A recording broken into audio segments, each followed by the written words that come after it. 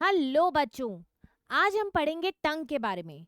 टंग को हम 3D imaging पे देखेंगे कि टंग कैसी दिखती है और उसके पैपिले कैसे दिखते हैं।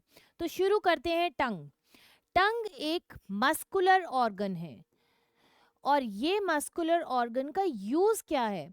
तो ये हमारे एक तो टेस्ट सेंसेशन के लिए बहुत इम्पॉर्टेंट है, फिर ये हमारी स्पीच के लिए इम्पॉर्टेंट है। कुछ वर्ड्स होते हैं जब हमारी टंग हमारे पैलेट पे टच होती है तभी वो वर्ड्स निकलते हैं, तो ये हमारे स्पीच के लिए भी इम्पॉर्टेंट है। फिर टंग हमारी मैस्टिकेशन के लिए इम्पॉर्टेंट है।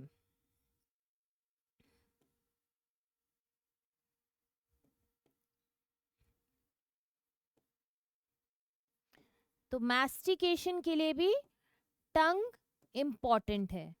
फिर स्वैलोइंग के लिए भी टंग इम्पॉर्टेंट है। तो टंग हमारी स्वैलोइंग, मैस्टिकेशन, स्पीच, ये सब काम के लिए हमारी टंग इम्पॉर्टेंट है। अब हम समझते हैं टंग के सर्फेसेस और पार्ट्स के बारे में। तो टंग का एक होता है टिप। टिप ऑफ टंग जो हम यहाँ पे देख रहे हैं, जो हमारी बाहर निकलती है, जो फ्री होती है, तो वो हमारी टिप होती है। तो ये टिप जो होती है हमारी टंग की, वो फ्री एंड होता है। फिर होता है हमारा एक रूट जो हमारा अटैच्ड होता है। फिर हमारे दो सरफेसेस आते हैं। एक तो होता है डोर्सल सरफेस। तो डोर्सल सरफेस जो होता है वो हमारा बहुत ही रफ सरफेस होता है और इसी डॉर्सल सरफेस पे हमारे पैपिला होते हैं। तो डॉर्सल सरफेस पे हमारे क्या मिलते हैं? पैपिला मिलते हैं। और ये जो डॉर्सल सरफेस है ये हमारा रफ होता है। फिर आता है हमारा एक वेंट्रल सरफेस। तो वेंट्रल सरफेस हमारा अटैच्ड होता है फ्लोर ऑफ माउथ से। तो ventral surface is attached to floor of mouth. Floor of mouth से हमारा क्या होता है? अटैच्ड होता है वेंट्रल सरफेस। और कैसे अटैच्ड होता है? By frenulum. तो attach to floor of mouth by frenulum. तो अब हम इसको एक बार 3D डायग्राम पे देखते हैं तो कैसे दिखती है टंग और कैसे अटैचमेंट्स होते हैं। तो ये हमारी टंग है। अगर हम इस टंग को देखें तो ये हमारी टंग है। जो मैं आपसे बात कर रही थी कि टंग का एक फ्री एंड होता है जो टिप होती है। तो ये जो है ये हमारी टिप है टंग की, ये हमारा फ्री एंड है, टिप है हमारी फ्री।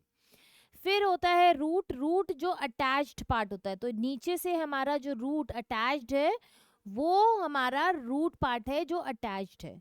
फिर ये आता है हमारा एक डॉर्सल सरफेस। तो डॉर्सल सरफेस कौन सा हुआ? ये वाला सरफेस जहाँ पे जो रफ दिख रहा है, जहाँ पे हमें पैपिले दिख रहे हैं, तो ये जो सरफेस है ये हमारा डॉर्सल सरफेस है। फिर आता है हमारा वेंट्रल सरफेस। तो वेंट्रल सरफेस हुआ हमारा ये वाला, ये हमारा वेंट्रल सरफेस है जो कि फ्लोर ऑफ माउथ से अटैच्ड है। और किससे अटैच्ड है? फ्रेनुलम से। तो ये जो हमें दिख रहे हैं ये हमारे फ्रेनुलम है। ठीक है, तो हमारा हो गया टिप, रूट, डॉर्सल सरफेस और वेंट्रल सरफेस। अगर हम अभी इसे माउथ को देखें तो जो रूफ ऑफ माउथ है, जो रूफ है वो किससे बना हुआ है? एंटीरियरली तो हमारा हार्ड पैलेट है और पोस्टीरियरली अगर हम इसको देखें, हम इसको ऐसे देखें तो एंटीरियरली हमारा हार्ड पैलेट है, यहाँ पे हमारा हार्ड पैलेट आता है। और पोस्टीरियरली हमारा सॉफ्ट पैलेट आता है। पोस्टीरियरली सॉफ्ट पैलेट होता है और वो किस में टर्न अप करता है? वो एक एक हैंगिंग सा स्ट्रक्चर बनता है जिसे हम कहते हैं यूविला। ये सॉफ्ट पैलेट पे का ही पार्ट होता है। ठीक है, तो ये हमारा हो गया स्ट्रक्चर ऑफ टंग। फिर हम समझते हैं कि टंग के ऊपर कैसे पैपिलेज होते हैं। तो टंग के ऊपर जो हमारे पैपिलेज होते हैं उनको समझने के लिए एक डायग्राम देखते हैं, फिर हमें समझ में आएगा। ये हमारा होता है सल्कस टर्मिनालिस। सल्कस टर्मिनालिस के आगे फ्रंट में हमारे सर्कमवैलेट पैपिले होते हैं। यहाँ पे हमारे सर्कमवैलेट पैपिले होते हैं। तो ये कौन से पैपिले हुए? जो सल्कस टर्मिनालिस के फ्रंट में है, सल्कस टर्मिनालिस के फ्रंट में हमारे हो गए सर्कमवैलेट पैपिले। और ये सर्कमवैलेट पैपिले का साइज क्या होता है? ऑलमोस्ट 1 to 2 mm साइज में होते हैं। ये कैसे होते हैं? ये सिलेंड्रिकल होते हैं। ये ऑलमोस्ट 8 to 12 इन नंबर होते हैं। ये ज़्यादा नहीं होते हैं पैपिले, ये सिर्फ 8 से 12 पैपिले हमारे होते हैं। ये सल्कस टर्मिनालिस के फ्रंट में होते हैं। और सल्कस टर्मिनालिस क्या करता है?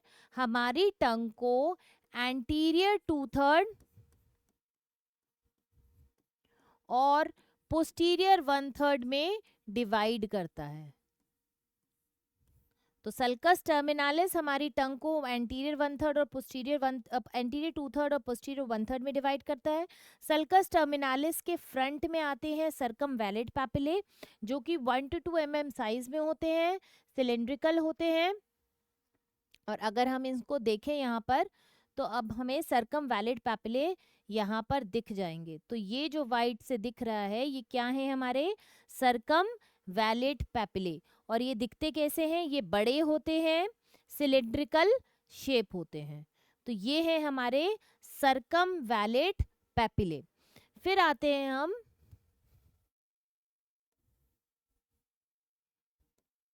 दूसरे पैपिले पे। तो ये होते हैं हमारे फंगीफॉर्म पैपिले। ये कौन से होते हैं? हमारे फंगीफॉर्म पैपिले। कहाँ होते हैं? एंटीरियरली और लेटरली हमारे होते हैं फंगीफॉर्म पैपिले। ये कैसे होते हैं? Papillae, sorry, fungiform papillae. तो ये हमारे होते हैं बच्चों, इनकी जो पेडिकल होती है वो तो नैरो होती है, ठीक है, और ऊपर हेड हमारा लार्ज होता है। तो इस तरीके से हमारे फंगीफॉर्म पैपिले दिखते हैं। ये सर्कमवैलेट से तो छोटे होते हैं पर फिलीफॉर्म से बड़े होते हैं, ठीक है। और फंगीफॉर्म पैपिले कितने होते हैं? ये सर्कमवैलेट पैपिले से तो ज्यादा होते हैं और फिलीफॉर्म वालों से कम होते हैं, ठीक है। तो अगर हम फंगीफॉर्म पैपिले देखें तो हमें कैसे दिखेंगे? ये हमें एंटीरियरली और लेटरली यहाँ पे हमें फंगीफॉर्म पैपिले दिखेंगे। और इनको ये दिखते कैसे हैं? जैसे मैंने बताया था, एक मशरूम की तरह होता है ना, फंगस होती है मशरूम। तो ये इस तरीके से दिखते हैं कि इनका पेडिकल तो नीचे थिन होता है और ऊपर हेड जो होता है वो बड़ा होता है। तो ये है हमारे फंगीफॉर्म पैपिले। फिर आते हैं हमारे यहाँ पर फिलीफॉर्म पैपिले। तो यहाँ पे जो हमारे पूरे डॉसम में होते हैं वो होते हैं हमारे फिलीफॉर्म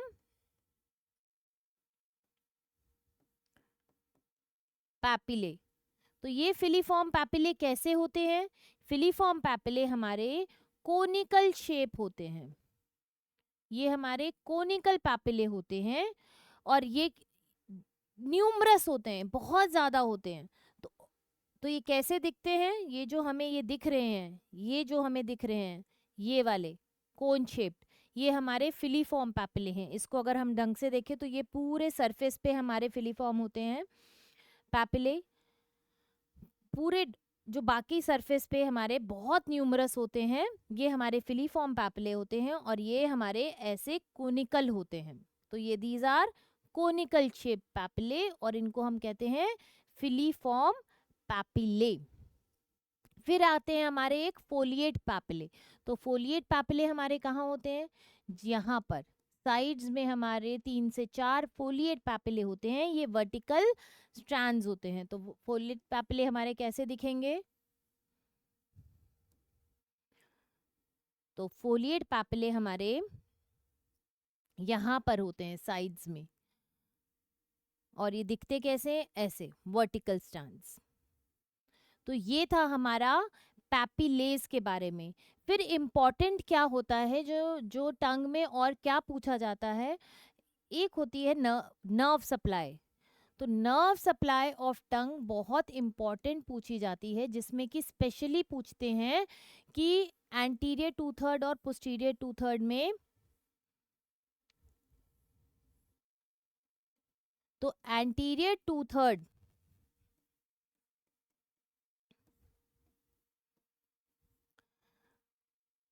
की एक तो होती है जनरल सेंसेशन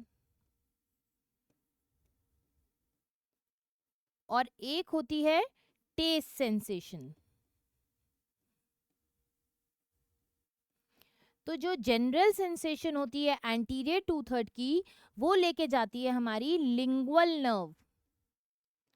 लिंगुअल नर्व जो कि ब्रांच है ट्राइजेमिनल नर्व की,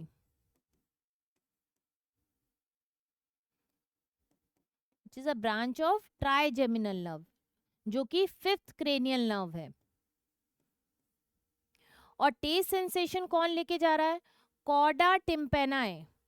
कॉर्डा टिम्पेनाए हमारी टेस्ट सेंसेशन लेके जा रही है। और ये कौन सी उसकी ब्रांच है? फेशियल नर्व की ब्रांच है। ये हमारी ब्रांच है फेशियल नर्व की। तो एंटीरियर टू थर्ड में हमारी जनरल सेंसेशन अलग नर्व लेके जा रही है और टेस्ट सेंसेशन अलग नर्व लेके जा रही है। फिर आते हैं पोस्टीरियर वन थर्ड। तो पोस्टीरियर वन थर्ड में हमारी दोनों सेंसेशन एक ही लेके जा रही हैं। वो कौन लेके जा रही हैं? Glossopharyngeal nerve.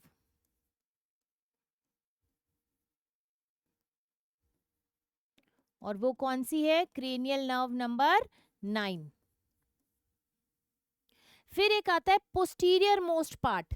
तो posterior most part of tongue में, posterior most part of tongue को की जनरल सेंसेशन और टेस्ट सेंसेशन कौन लेके जा रहा है? वो लेके जा रहा है वेगस नर्व की branch internal laryngeal nerve. Internal laryngeal nerve लेके जा रही है, जो कि ब्रांच है नर्व की। ठीक है, वेगस नर्व की, जो कि 10th है, 10th क्रेनियल नर्व है।